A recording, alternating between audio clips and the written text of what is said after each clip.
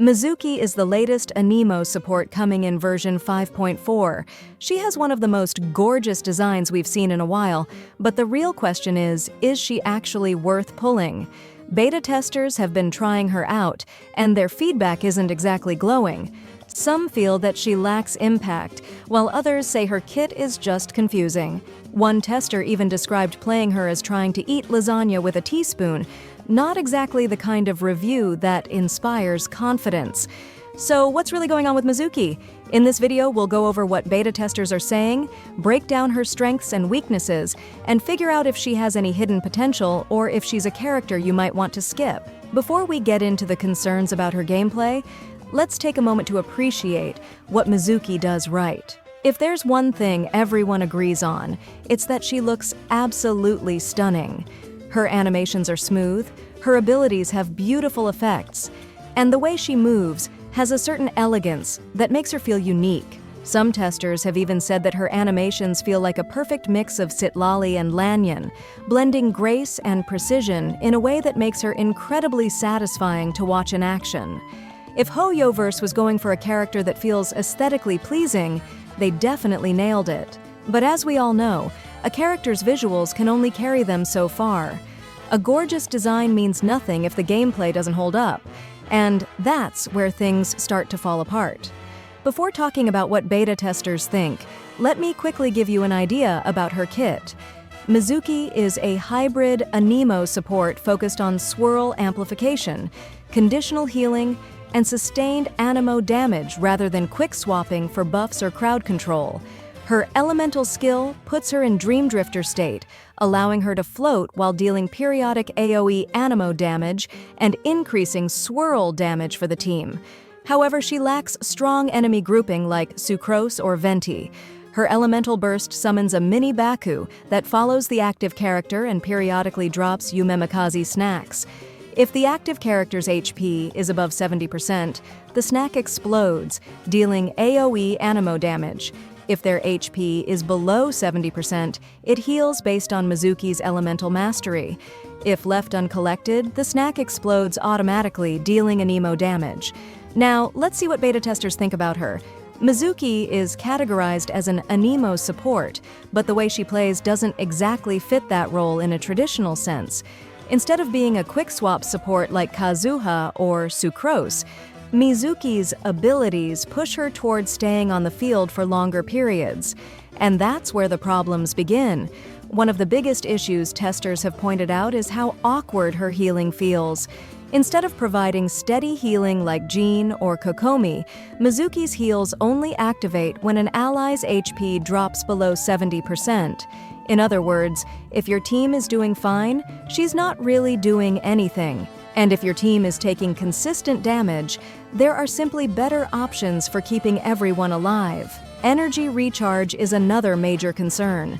Several testers have pointed out that getting her burst back up feels frustrating, and if you don't build her specifically for energy recharge, you might find yourself waiting too long between bursts. That's a huge issue for a character who's already struggling to justify her place in a team.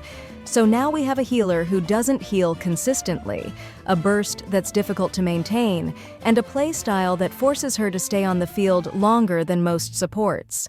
The big question is, what is Mizuki actually supposed to excel at? If Mizuki had strong crowd control, she could at least find a niche as an Anemo unit that helps manage groups of enemies. And to be fair, she does have some ability to gather enemies, which can be useful in certain situations. Against large groups, her swirl reactions and AoE abilities allow her to contribute some level of elemental synergy. The problem is that while she can do this, so can many other characters, and most of them do it better. Some testers mentioned that even in fights where Mizuki was performing well, they kept asking themselves the same question: do I really need to use this character? That's never a good sign. The reality is, while she's certainly playable, just being functional isn't enough in a game where every new character is competing with a roster full of established, highly effective units. This is where things really start to fall apart for Mizuki. If she's supposed to be a swirl-based support, she's up against characters like Kazuha, Venti, and Sucrose, all of whom bring powerful crowd control, team-wide buffs, or consistent energy generation. Venti remains the king of mob control with his black hole of a burst. Kazuha not only controls enemies, but also provides one of the best team-wide buffs in the game. Sucrose is fantastic for boosting elemental mastery, helping reaction-based teams reach their full potential. Even Jean, who's often overlooked, provides strong healing while still dealing solid damage and generating energy efficiently. Then there's Mizuki. She has some crowd control, some healing, and some synergy with swirl reactions. But none of these things feel strong enough to justify using her over other options. It's not that she's outright terrible, it's that there's no compelling reason to choose her when other characters do the same things more effectively. Now, this doesn't mean that Mizuki has no value. If you really love her design, then pulling for her is completely valid. After all, enjoying a character's aesthetics and playstyle is just as important as raw numbers. However, if you're someone who prioritizes strong meta picks, Mizuki might not be the best investment. Given the current state of her kit, she feels more like a character you pull because you like her, rather than because she brings something game-changing to the table. It's also worth considering that future updates could introduce new characters or artifacts that make Mizuki more viable. But as it stands right now, she doesn't seem to offer enough to make her a must-have. There's always the possibility that Hoyoverse could tweak Mizuki before her official release. If beta testers provide feedback that highlights major issues with her kit, there's a chance Mizuki could receive some small buffs, but don't expect anything too drastic.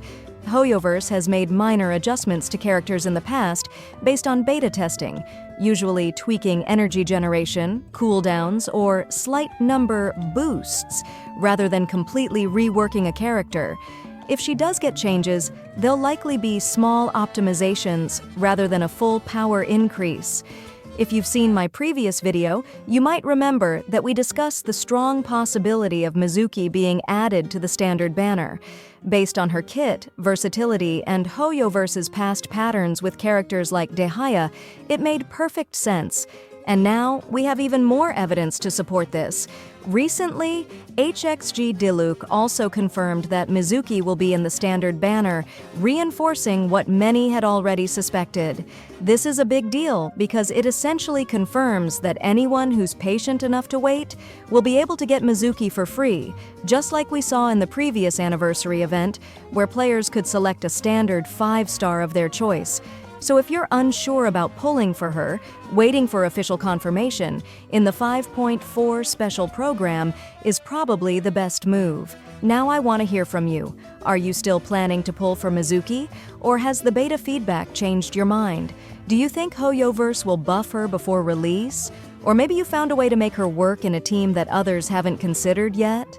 Let me know in the comments. I'd love to hear your take on this.